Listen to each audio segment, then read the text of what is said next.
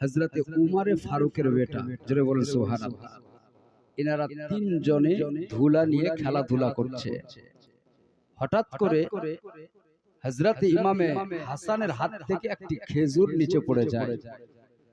হযরতে ইমামে হাসান বললেন, আব্দুল্লাহ, ওই খেজুরটা উঠিয়ে আমার হাতে দাও।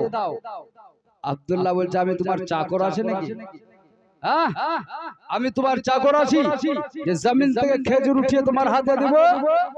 হযরত ইমামে হাসান জোশে চলে আসলেন আর বললেন, তুমি কেন? তোমার বাপ পর্যন্ত আমার চাকর। জোরে বলেন সুবহানাল্লাহ।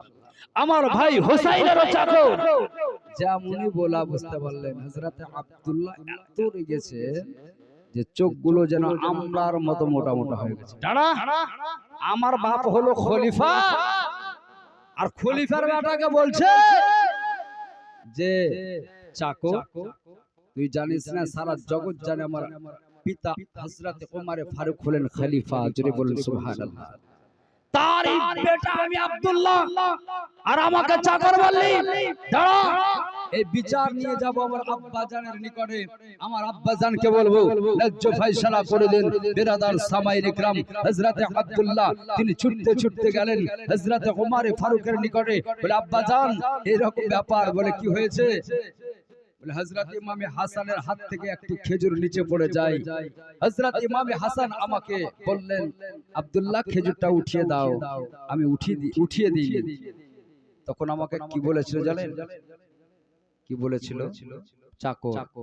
হযরতে উমর বললেন, চাকরটা নিশ্চয়ই কোন একটা কারণ ঘটার কারণে তোমাকে বলেছে। আগে তো এমনি বলবে না, নিশ্চয়ই তুমি কিছু বলেছো। বলছে, হ্যাঁ একটি কথা বলেছিলাম। বলে, সেটা কি? আমি কি তোমার চাকর যে খেজুরটা তুলে তোমার হাতে দিব? যেমন এই কথা বলা হযরত ইমামে হাসান বলছেন, তুই কেন? তোর বাপ পর্যন্ত আমার চাকর। এত বড় কথা। বলে, এলান করে দাও পুরো মদিনা শহরে যে হযরত ইমামে হাসান এবং হোসেনের ফয়সালা হবে। কারণ আমাকে এবং তোমাকে চাকর বলেছে এই জন্য, কিন্তু তার আগে তো কিছু করণীয় আছে। কি করণীয় আব্বা? বলে, তোমাকে যে চাকর বলেছে তো প্রমাণ নাই। প্রমাণ আছে? বলে, প্রমাণ বলতে?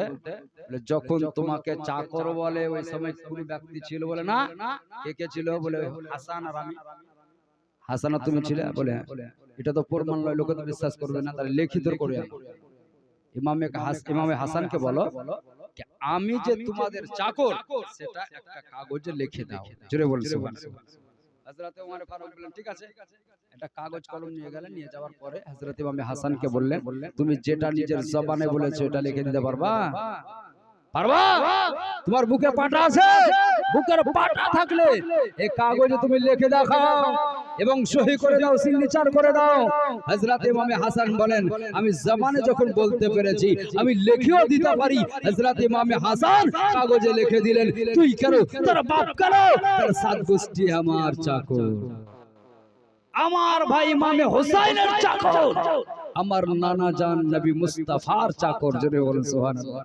সিগনেচার করে দিলেন, সহি করে দিলেন। আব্দুল্লাহ মুচকে মুচকে হাসছে আর বলছে, ঢাড়া এবার তোমার ব্যবস্থা হবে। আমাকে চাকর বলেছো, আমার বাপকে চাকর বলেছো? যে বাপ হলো আমাদের দেশের খলিফা, আর তাকে তুমি চাকর বলেছো? এত বড় সাহস! দাঁড়াও, তোমার ফয়সালা হবে। চারিদিকে এলান হয়ে গেল মদিনার গলিতে গলিতে এলান হয়ে গেল।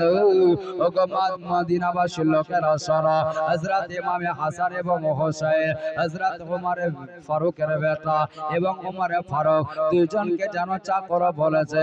এই জন্য আজকে ফয়সালা আছে, আজকে যেন বিচার রয়েছে। ও বেরাদার, যেমন এলান হয়ে গেল হযরত আলী মুর্তজা নিজের বাড়িতে যেন নির্জনে কান্না করে, হযরত ফাতেমাও কান্না করে।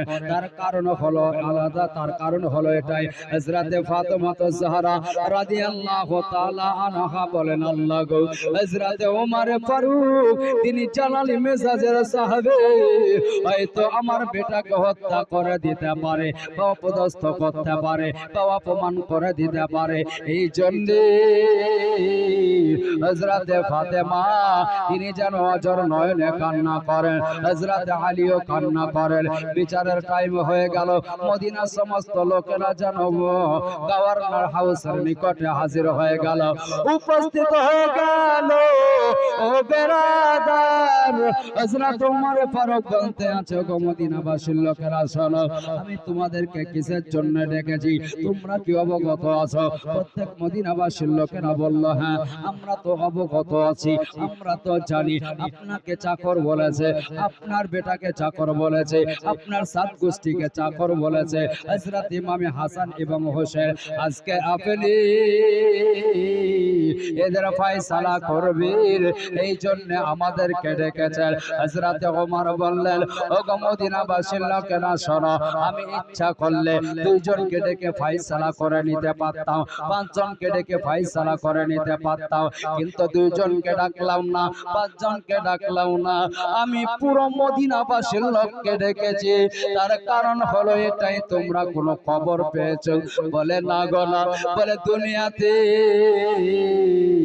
আমি ওমর ফারুক জান্নাতের টিকিট পেয়ে গেছি, দুনিয়াতে জান্নাতের টিকিট পেয়েছি। বলে জান্নাতের টিকিট বলতে কি? বলে আমার হাতে এটা কি আছে? বলে কাগজ। কি লেখা আছে? বলে হযরত ইমামে হাসান এবং হোসেন যে আপনাকে চাকর বলেছে তার প্রমাণ, তার দলিল। বলে এটা কাগজ বলবে না। বলে কি বলবো? হযরত ওমর তিনি বললেন, এটা দুনিয়াবি কাগজ, এটা বাস্তব, কিন্তু আমার নজরে এটা দুনিয়াবি কাগজ নয়, এটা হলো আমার জন্য জান্নাতের টিকিট, এটা আমার জন্য জান্নাতের টিকিট। একজন দুইজনকে ডেকে ফয়সালা করে নিতে পারতাম, কিন্তু একজনকে ডাকলাম না, দুইজনকে ডাকলাম না, পুরো মদিনা শরীফের লোককে ডাকলাম। তার কারণ হলো এটাই, আমি তোমাদেরকে একটি ওসিয়ত করতে চাই, শোনো, আমার ইন্তেকালের পরে কাফনের ভিতরে কাগজটা ভরে দিবে। দুইজনকে ডেকে যদি বলতাম তোমরা ভরে দিও, হয়তো তারা ভুলে যেত, তিনজনকে ডেকে বললে হয়তো ভুলে যেত, পাঁচজনকে ডেকে যদি বলতাম হয়তো তারা হয়তো ভুলে যেত বা মারা যেত। এই জন্য পুরো মদিনাবাসীর লোককে ডেকেছি, তার কারণ একজন ভুলে গেলে আরেকজনের খেয়াল থাকবে। যে টিকিটটা ভরতে বলেছে কাফনের ভিতরে, জোরে বলুন সুবহানাল্লাহ। হযরত ওমর ফারুক রাদিয়াল্লাহু তাআলা আনহুকে জিজ্ঞাসা করলেন, হুজুর এরকম কথা কেন বলছে? এটা জান্নাতের টিকিট কি করে হতে পারি? বলে আমি যে নবীর গোলাম, আমার কাছে কোনো প্রমাণ ছিল না, আমি হাসানের গোলাম, আমার কাছে দলিল ছিল না, আমি হোসেনের গোলাম, দলিল ছিল না, আজকে নিজের হাতে আমি দলিল পেয়ে গেছি। কবরে যখন আমাকে দাফন করা হবে, আমাকে যখন বলবে তুমি কার গোলাম দুনিয়াতে ছিলে, আমি এই জান্নাতের টিকিটটা পেশ করে দেব।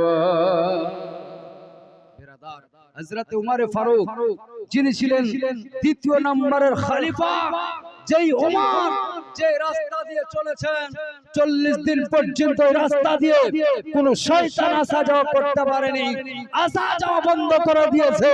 আমার নবী বলেছিলেন আমার পরে যদি নবী আসা জায়েজ হতো তাহলে হযরত ওমর ফারুক নবী হতেন, হযরত ওমর নবী হতেন। সেই ওমর ফারুক হযরত ইমামে হাসান এবং হোসেনের সম্মানকে এত বৃদ্ধি করেছিলেন, মদিনাবাসীর লোকের নিকটে বেরাদার সামাইনে کرام সবাইকে জানিয়ে দিয়েছিলেন, শোনো আমি এবং আমার বেটা, আমার গোষ্ঠীর লোক পর্যন্ত হাসান এবং হোসেনের গোলাম।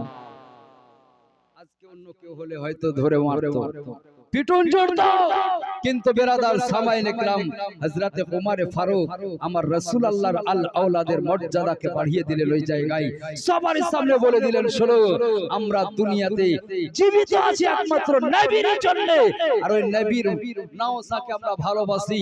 আর বেরাদার যারা নবীর নওসাকে ভালোবাসবে, মহব্বত করবে, হাসরের ময়দানে ইমামে হাসান এবং হোসেন সে মহব্বতকারীকে সঙ্গে করে নিয়ে জান্নাতের ভিতরে প্রবেশ করে করবে। ও বেরাদার সামাইল ইকরাম, যারা ইমামে হাসানকে ভালোবাসবে তারা 5 ওয়াক্ত নামাজ পড়বে, রমজান মাসে রোজা রাখবে, যাকাত ফরজ হলে যাকাত দিবে, হজ ফরজ হলে হজ করবে এবং বেরাদার হারাম থেকে বিরত থাকবে।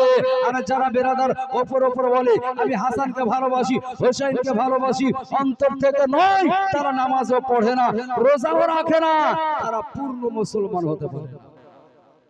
পূর্ণ মুসলমান তাকে বলে যে নিজের জানের চাইতে আমার রাসূলুল্লাহকে বেশি ভালোবাসে, সেই হলো পূর্ণ মুসলমান। যাক বেরাদার, আল্লাহ রাব্বুল আলামিন পবিত্র কোরআন শরীফের মধ্যে ঘোষণা করেছেন কুল্লা আসআলুকুম আলাইহি আজরান ইল্লাল মুআদ্দাতা ফিল কুরবা। আল্লাহ রাব্বুল আলামিন বলেন, হে আমার হাবিব, আপনি আপনার উম্মতের মধ্যে এলান করে দেন, ঘোষণা করে দেন, তোমাদের জন্য এত কষ্ট পরিশ্রম করেছি, এর বিনিময়ে টাকা পয়সা সোনা চাঁদে আমি কিচ্ছু চাই না, একমাত্র আমার আল আওলাদের প্রতি মহব্বত রাখো, আমার আল আওলাদের আদর্শে আদর্শিত হয়ে দুনিয়ার বুকে চলাফেরা করা